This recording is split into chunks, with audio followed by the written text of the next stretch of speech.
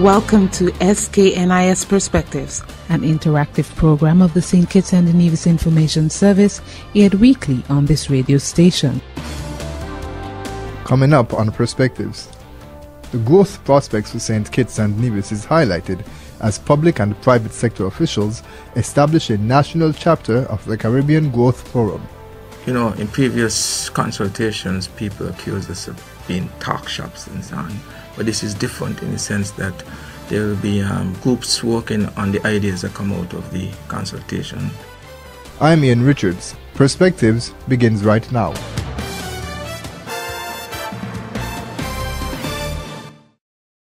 Thank you for joining us. The prospects for growth in St. Kitts and Nevis, given the current investment climate and the challenges posed by the continuing global economic and financial crisis, was highlighted last week as members of the public and private sector, as well as civil society, met with officials from the World Bank at the Caribbean Growth Forum at the Marriott in St. Kitts. The context for the forum was outlined by Francois Klotz, the Director of the Latin America and the Caribbean region at the World Bank. The rationale behind this initiative is very simple. Economic growth has been structurally low in the region, in a context where, in addition, the financial crisis hasn't helped and where the context of excessive debt has hampered a number of potential. In St. Kitts and Nevis, the authorities have made tremendous effort to address the crisis, and they've made substantial progress on the structural reform agenda to put the economy back on track. There's a sound fiscal environment, there's a much improved debt situation, and this is, of course, the ground which is required for growth to take off. Yet growth has not yet sufficiently materialized. And this is a concern, of course, for all of us. So we're partners in the second phase, which is to build on the sound ground for success. We're all aware, of course, that there's no magic to this, and there's no automatic recipe for growth. Financial resources, technical capacity, political will are all necessary ingredients. But what we're emphasizing with this initiative is actually the importance of collective and concerted, deliberate action. We launched the Caribbean Growth Forum because we believed that if the appropriate conditions are in place, growth is always possible, even under difficult circumstances. The CGF will not solve all problems affecting growth in St. Kitts and Nevis, but we can certainly assure you, based on our experience, that with your help and engagement, the outcome of this forum will not be one of the many reports that end up on the shelf and will be covered by dust within a few months. This forum will surely help take action on those solutions that will be prioritized with your help. So what exactly is the Caribbean Growth Forum? The Caribbean Growth Forum is a platform for dialogue between the public sector, the private sector and civil society. It has been conceived about a year ago and launched in Jamaica in June 20th last year. And after that it was decided that the forum should go national and establish in each country that decide to do so a national chapter of the Caribbean Growth Forum. Andrea Galina is the Senior Social Development Specialist for Latin America and the Caribbean at the World Bank. After the national chapter is established, then there will be a process of quick identification of priorities and then an implementation phase that will last 12 months. The Caribbean Growth Forum is facilitated by the World Bank, the Caribbean Development Bank, and by the Inter-American Development Bank, and various programs like Compete Caribbean, various partners like the Canadian Agency for International Development, UK Aid, and so on. There are also other partners in the region that are joining us in this endeavor. Tell us a bit about the other countries as well, too, because you mentioned that after it was launched in Jamaica, a decision was taken that for countries who would be willing to establish such, that decision was made to assist. Yeah, we became operative at the national level on November 1st, with the Dominican Republic being the first, and then Antigua and Barbuda on the 19th of November, then Grenada on the 11th of December, then St. Vincent in January 17th, and St. Lucia January 22nd. And now we have St. Kitts and Nevis, and then we have Dominica on the 15th of March, and Jamaica likely on the 21st of March. Other countries will follow. My colleague Michael can give us an update on other countries like Suriname, Belize, and Tobago that are lining up to join the Caribbean Growth Forum. So far, we had about, at the launching event of all these 5 countries that started, and more than 1,300 people joining to the launch event, and an equal amount of people meeting every week, basically in the 5 countries, to discuss within 3 groups, which are logistics and connectivity, investment climate, and skills and productivity, what are the key reforms for each individual country that needs to be implemented in the short term. So there is a huge constituencies in the region being formed to discuss reforms. Huge number of meetings, more than 100 meetings held in the past 2 months and a half, with a lot of interesting proposals coming out, and a lot of enthusiasm about getting into the implementation phase. Mm-hmm. Michael Hennessy, Operations Coordinator for the Inter-American Development Bank, represented Compete Caribbean at the forum. As Andrea alluded to, I'm representing Compete Caribbean, which is a program jointly funded by the Inter-American Development Bank, UK Department for International Development, and Canadian International Development Agency, with projects in the OECS countries being implemented in partnership with the CDB. So there's a bunch of different donors that have come together for Compete Caribbean, which is a program that promotes private sector development and competitiveness of the region. It's something that we believe strongly in, and it's something that we think the CGF, that this Caribbean Growth Forum event will lead to. And because we see its objectives as aligned completely with our objectives, we're really excited about the event. We're excited about the events that have taken place already in the countries that Andrea has mentioned, and we think that the event can be catalytic in terms of spurring growth in the region, and we're hoping that very tangible, specific actions that can be catalytic to driving growth in the region can be the result of these working groups in the 3 thematic areas. And if that's the case, if there are some very interesting reforms that can promote the private sector development in the region, the competitiveness, then our program would be interested in helping to pursue them further. Are there any cross-linkages that will take place between different countries? Absolutely, yes. So as Andrea alluded to, there will be a regional event where all the countries will come together and they'll share the action plans that they've put together in the 3 thematic areas. And when they do that, it'll be a great opportunity for them to compare notes, to share best practices, and to maybe even get some ideas from their neighbors about tangible actions that can promote growth in their countries. Right. But there is an interesting convergence of bottom-up and top-down approaches here.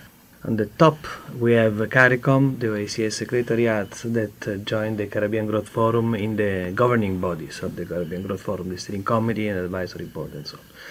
And they will help us to keep an eye on the regional dimension. Mm-hmm. And the bottom-up process, it's interesting because the convergence comes from the individual working groups. The people are claiming for actions that have a regional dimension. When businessmen talk about logistics and connectivity, they refer to reducing regional connectivity. They refer to improving the connectivity of airplanes and cargo transportation.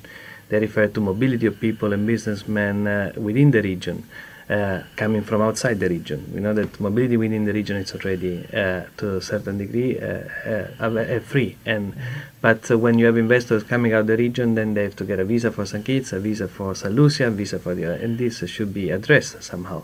Then there are issues also that have a very strong impact on the economy of the region that have been discussed by the working groups. Broadband, regional regulatory bodies for the energies, energy connections. So, I mean, it's unavoidable in a region like the Caribbean to discuss national and regional reforms at the same time. And we hope that we can bridge this bottom-up with the presence of CARICOM OECS in the Caribbean Growth Forum, to bridge this demand with the supply side so we can have a stronger impact. Absolutely. Some of the solutions will be sub-regional or regional solutions that may end up making sense. So it's, as Andrea said, it's very important, these linkages with CARICOM Secretariat and the OECS Secretariat. With such potential in place, government was keen to welcome this initiative. Growth and jobs, a critical issue that most Caribbean countries face. Calvin Edwards is the Deputy Financial Secretary.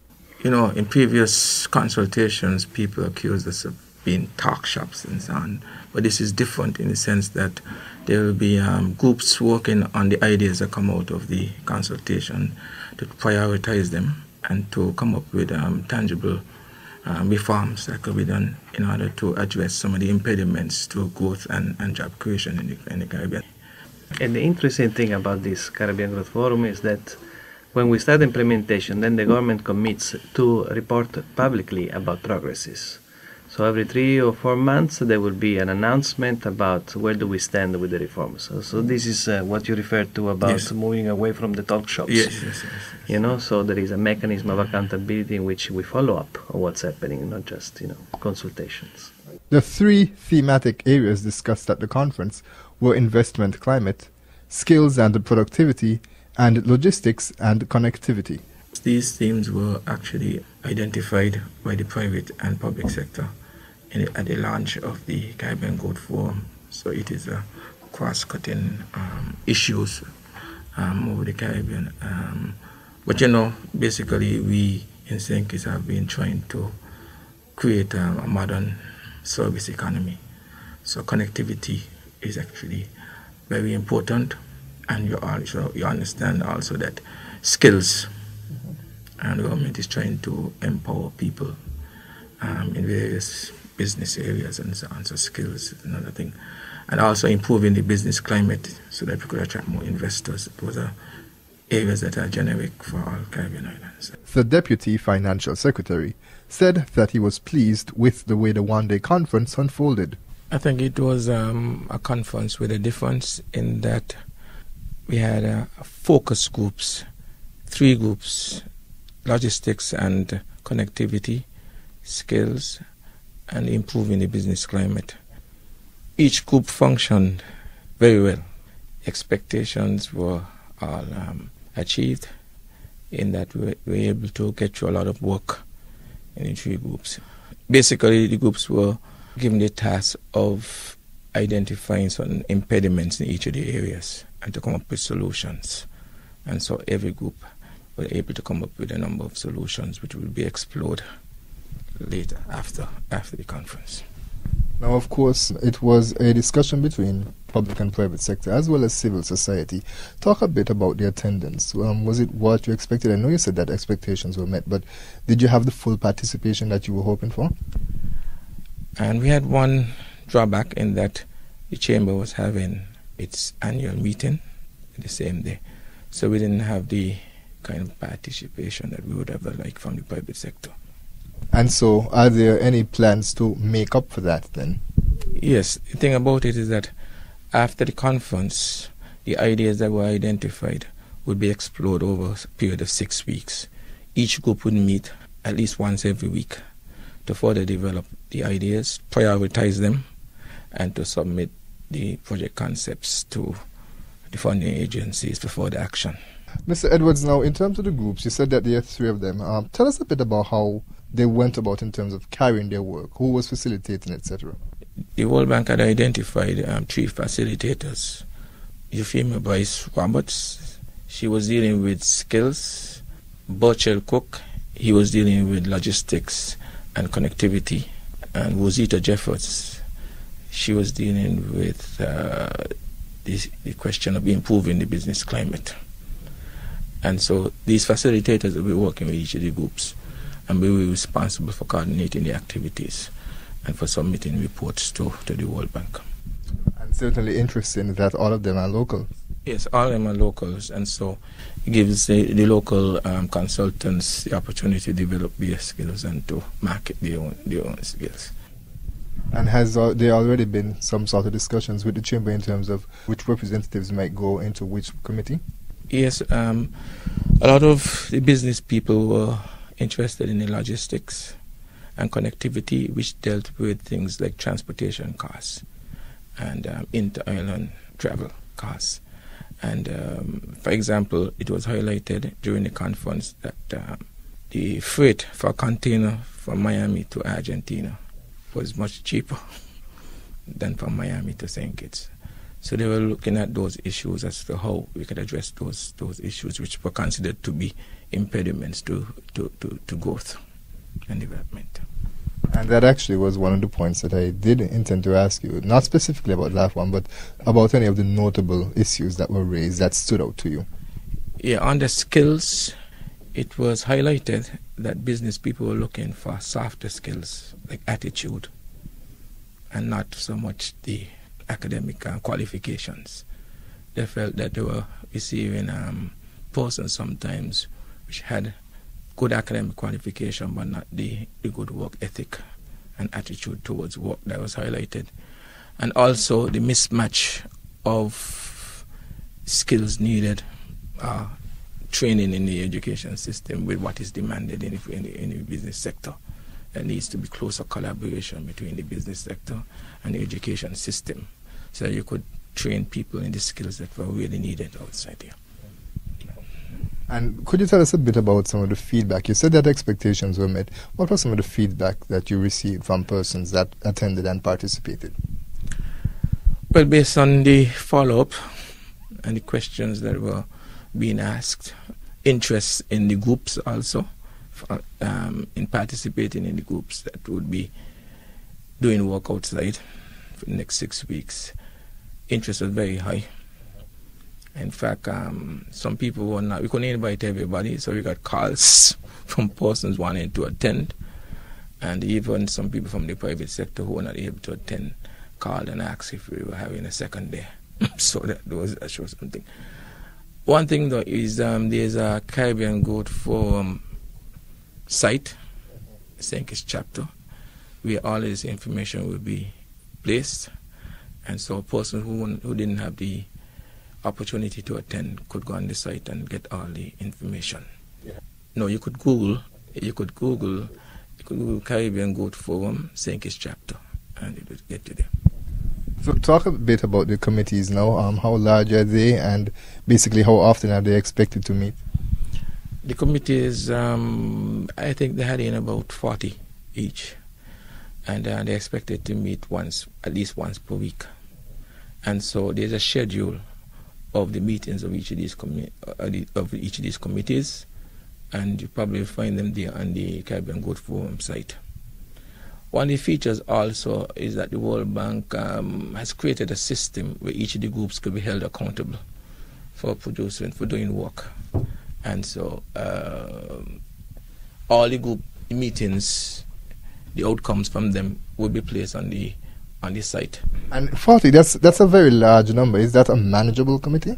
It seems large, but we are mindful of the fact that maybe not all persons will be able to attend every meeting. So in 6 weeks you mentioned that they have to complete their work. What happens next? What happens next, each group will be required to identify 3 or 4 priority areas which would be sent to funding agencies such as DFID, CEDAW, Inter-American Development Bank and Caribbean Development Bank for further action, funding of interventions that need to be made in order to correct some of the impediments.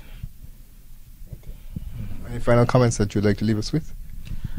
I think that the conference was very successful and we learned a lot from it, in that by having focus groups, we're able to focus the energy of the group on addressing certain matters, and without, sometimes there's a tendency to go off course, but they were more focused, and so we got to a lot of work in a short space of time. So it would be a format that we'd be interested in using in the future. Deputy Financial Secretary Calvin Edwards. If you would like more information on the Caribbean Growth Forum, be sure to visit caribgrowth.gov.kn. That's our programs this week. Thank you very much for joining us. I'm Ian Richards. We're pleased that you joined us for this edition of SKNIS Perspectives. Join us every week at this same time on this radio station. This program is produced by the SKNIS Information Service.